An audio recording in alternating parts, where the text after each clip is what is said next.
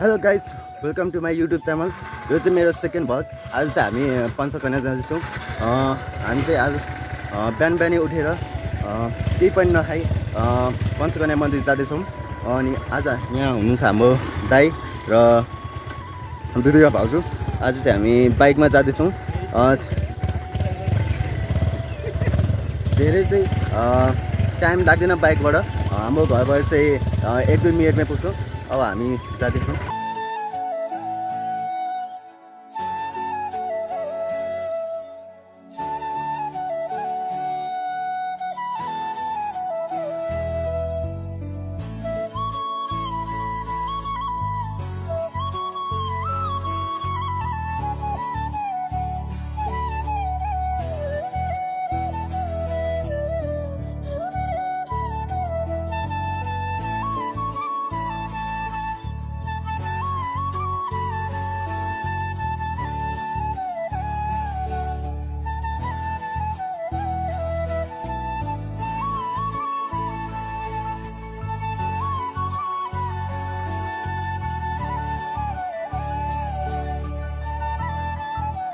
सक्नुहुन्छ अलि पिस रहेको छ, तर ठाउँ भनी त्यस्तो अप्ठ्यारोको छैन।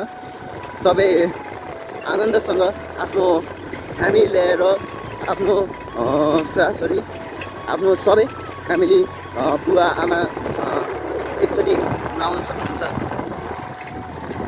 हामी चाहिँ लगभग पञ्चकन्या मन्दिरको सिँढीमा आइपुगिसकेछौँ।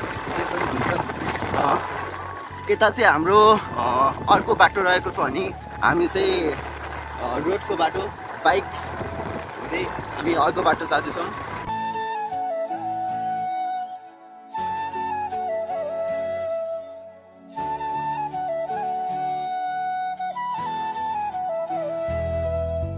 हामी चाहिँ अर्को ढोकामा पुगिसकेका छौँ भने अब हामीले प्रवेश गरिसकेका छौँ पञ्चकन्या मन्दिरभित्र। हेर्न सक्नुहुन्छ।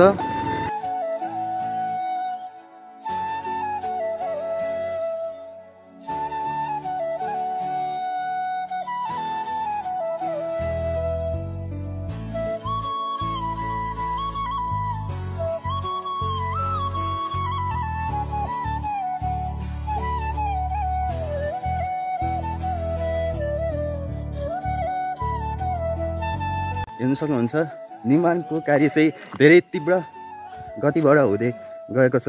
हेर्न सक्नुहुन्छ।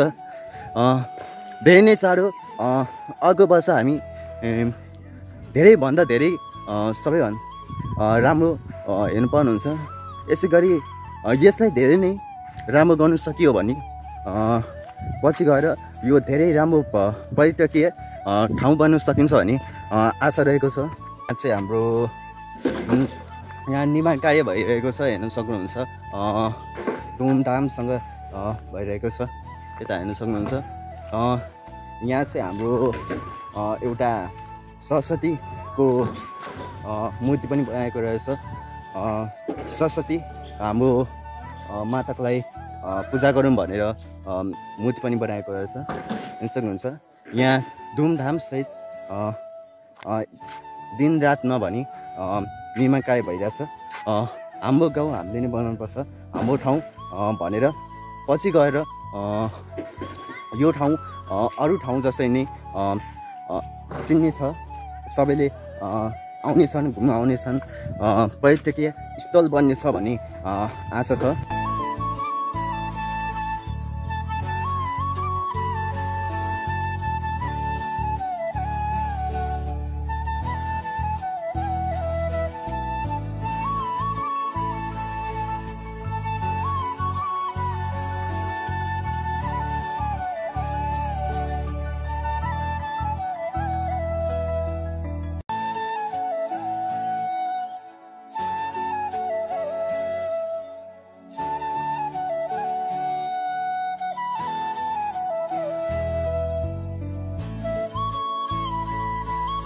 रमाइलो वातावरण, त्यसै गरी घुम्नको लागि यहाँ सानो सानो बाटो र रुखहरूमा हेर्न सक्नुहुन्छ कलर गरिएको रहेछ। त्यसै गरी यहाँ माथि माथितिर बस्नेको लागि स्थान बनाइएको रहेछ हुन्छ। यहाँ चाहिँ हाम्रो दुईटा दाइ र भाउजू हुनुहुन्छ बसिरहनु भएको।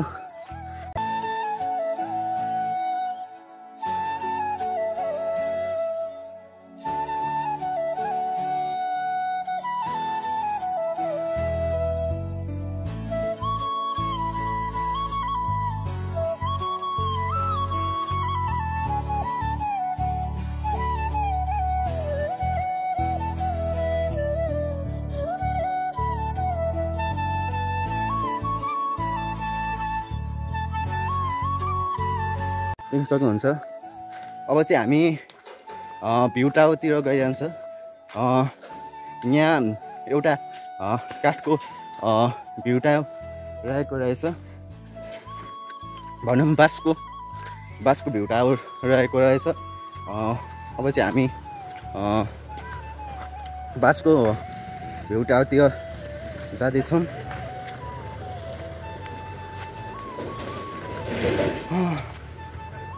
हेर्न सक्नुहुन्छ भ्यू टावर चाहिँ यस्तो रहेछ भने हामी जाँदैछौँ।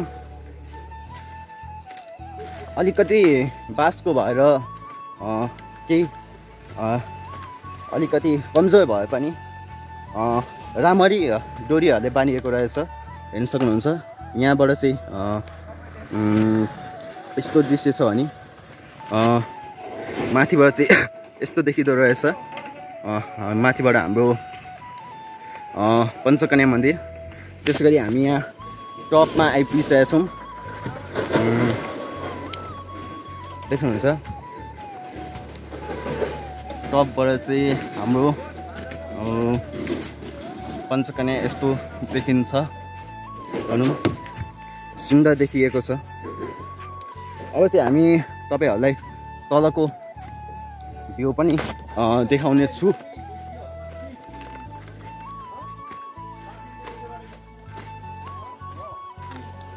यहाँ चाहिँ नेपालको देख्न सक्नुहुन्छ नेपालको झन्डा पनि बनाइएको रहेछ, राम्रो देखोस् भनेर हामी तलबाट देखाउनेछौँ। त्यसै गरी हाम्रो यहाँ डाँडाबाट झन्डा अर्को बाटो बनाइएको रहेछ, देख्न सक्नुहुन्छ। यहाँ चाहिँ माथिबाट तल झन्डै सिडीहरू बनाइएको रहेछ। यहाँ चाहिँ नेपालको झन्डाको सेपको मूर्ति बनाइएको रहेछ भनौँ बन्दैछ। अनि यतातिर हाम्रो पञ्चकन्या पोखरी रहेको छ भने यतातिर बच्चाहरूको लागि खेल्नुको लागि खेलौना भनौँ खेलौना रहेको छ। यहाँ चाहिँ हेर्न सक्नुहुन्छ राम्रो खेलौना, त्यसै गरी खेलौना रहेको छ। बच्चाहरूलाई खेल्नुलाई पनि रमाइलो लागोस् भनेर एउटा सानो ठाउँ मन्दिरको अलिकति अगाडि बनाएको रहेछ।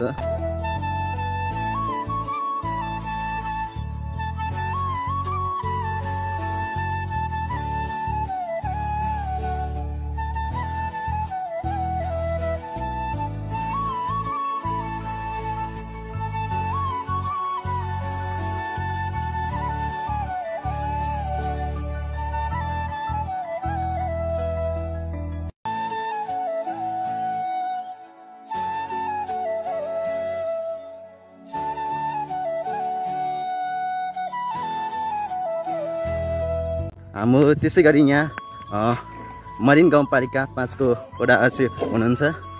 आफ्नो निर्माण कार्यमा बिहानदेखि सहयोग गर्दै हुनुहुन्छ। त्यसै गरी यतातर्फ हाम्रो सानो मन्दिर रहेको छ, तर उद्घाटन गरिएको रहेनछ, त्यसै गरी सञ्चालन भएको रहेनछ भने। त्यसै गरी हाम्रो यहाँ सानो मन्दिर रहेको छ, धेरै पहिलेदेखि आएको। त्यसै गर्न सक्नुहुन्छ। यहाँ हरियाली हुन्छ, त्यसैगरी पहिल्यैदेखि यहाँ बस्दै गर्दै पूजा गर्दै आइरहनु भएको हाम्रो हजुरबा हुनुहुन्छ। हजुरबा तपाईँ कति वर्षदेखि हुनुहुन्छ यहाँ पूजा गर्दै आउँदै? भयो 24 वर्ष। 24 वर्ष भइसक्यो। तपाईँ दिन नै आउनुहुन्छ है? है देख्न सक्नुहुन्छ। हेर्नुहुन्छ अब यहाँ अङ्कल पनि हुनुहुन्छ, बसिरहनु भएको छ आराम गर्दै। हेर्न सक्नुहुन्छ यहाँ सानो गेट राम्रो देखोस् भनेर सुन्दरताको लागि पोखरी देखाइएको रहेछ भने यहाँ हाम्रो माथि भ्यू टावर छ। अब हामी तपाईँहरूलाई देखाउँदै जानेछौँ। यतापट्टि घुम्नको लागि हाम्रो लागि मार्बल बनाइएको रहेछ। त्यसै गरी यहाँ देख्न सक्नुहुन्छ पोखरी चाहिँ यस्तो रहेको छ। अनि यता निर्माण कार्य हुँदैछ भने यहाँ माथि भ्यू टावर रहेको छ। बिच बस्नुलाई यहाँ बस्ने ठाउँ पनि बनाइरहेको रहेछ। देख्न सक्नुहुन्छ राम्रो बस्ने ठाउँ बनाइएको छ। हेर्न सक्नुहुन्छ। त्यसै गरी रहेको छ। त्यसै गरी तपाईँहरू राम्रो क्यामेरा छैन भने फोटो खिच्न चाहनुहुन्छ भने पनि आउन सक्नुहुन्छ। तपाईँहरू यहाँ आएर पूजा गर्न सक्नुहुन्छ, फोटो खिच्न सक्नुहुन्छ, बस्नु सक्नुहुन्छ, एकचोटि घुम्न आउन सक्नुहुन्छ। त्यसै गरी तपाईँ फोटो खिच्न चाहनुहुन्छ भने पनि फोटोग्राफर हुनुहुन्छ, हाम्रो दाइले फोटो खिचिदिनुहुन्छ। फोटो खिच्न चाहनुहुन्छ भने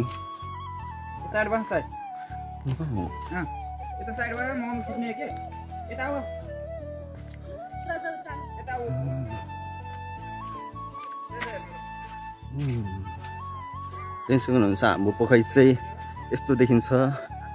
यहाँ हुन्छ, यहाँ चाहिँ दिदी फोटो खिच्दै हुनुहुन्छ। सुन्दर ठाउँ छ, हेर्न सक्नुहुन्छ। वरिपरि बुद्धिस्टहरूको यो टाँगिएको रहेको रहेछ। मलाई चाहिँ के हो भन्ने थाहा भएन। हेर्न सक्नुहुन्छ पोखरी यस्तो देखिन्छ। यो चाहिँ भनौँ पहिल्यैदेखि तलैबाट पानी आएर जमिएको, त्यसैले यसलाई हामीले पर्यटकीय मतलब ऐतिहासिक पनि भन्न सक्छौँ।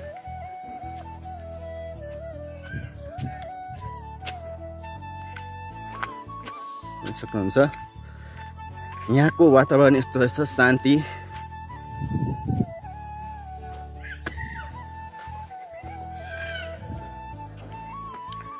यसैसँग हामी तपाईँहरू देख्न पनि सक्नुहुन्छ यहाँ सानो सानो कमलको फुलहरू पनि फुलिरहेको छ। तपाईँहरू यहाँ आउनुभयो भने तपाईँहरूलाई घुम्नुको ठाउँको लागि रमाइलो छ।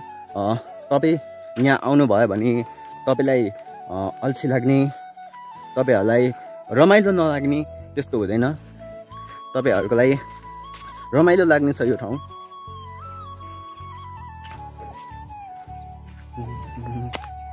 त्यसै गरी फोटो खिच्नको लागि, आफ्नो फ्यामिलीहरूसँग मेमोरी बनाउनुको लागि यहाँ हार्ट सेपको मुटु बनाएको रहेछ।